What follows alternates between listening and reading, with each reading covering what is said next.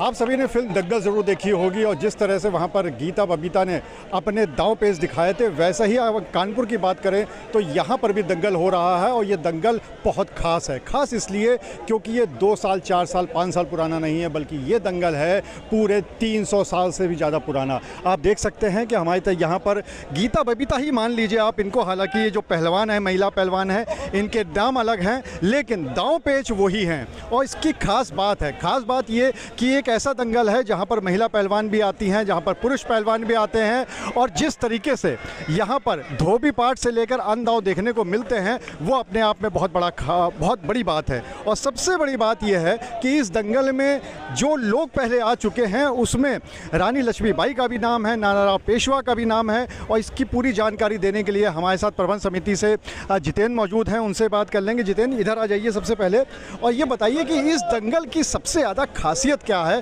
300 साल से ज़्यादा पुराना है, ये तो हमें पता है, और क्या खासियत है?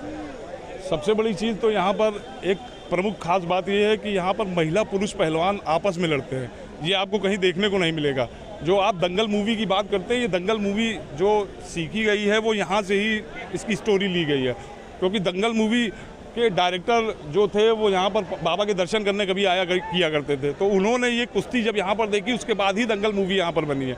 बाबा का इतिहास ऐसा रहा है कि 307 साल पुराना ये महादंगल जो आयोजन होता है, इसमें नानाराव पेशवा, चंद्रशेखर आज़ाद जी, पेशवाई साम्राज्य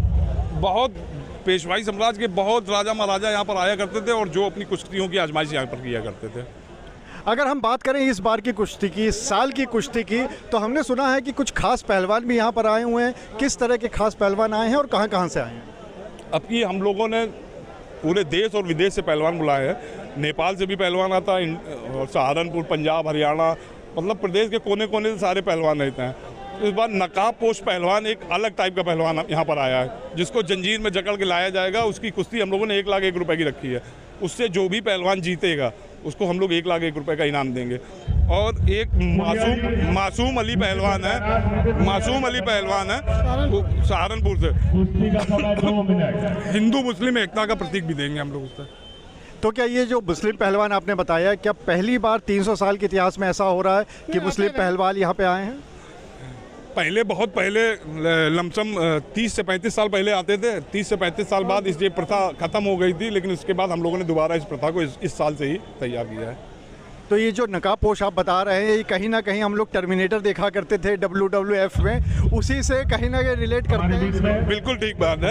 हम लोग उसी से ही हम लोगों ने उसका YouTube में वीडियो देखा। हमारी कमेटी के लोग जो लोग आते हैं उनसे हम लोगों ने बात की और नकाब पोश पहलवान जो पश्चिम बंगाल में ही कुश्तियाँ लड़ता था, तो पहली बार वो कानपुर में आया और हम लोग ही उसको लेकर आए हैं। एक आखिरी सवाल कि कितने दिन यहाँ पर दंगल होने वाला है, कुश्तियाँ चलने वाली? दंगल प्रदेश में पहला यहीं से शुरुआत होती है, उसके बाद नागपंचमी में सारे दंगल उत्तर प्रदेश में चालू होते हैं।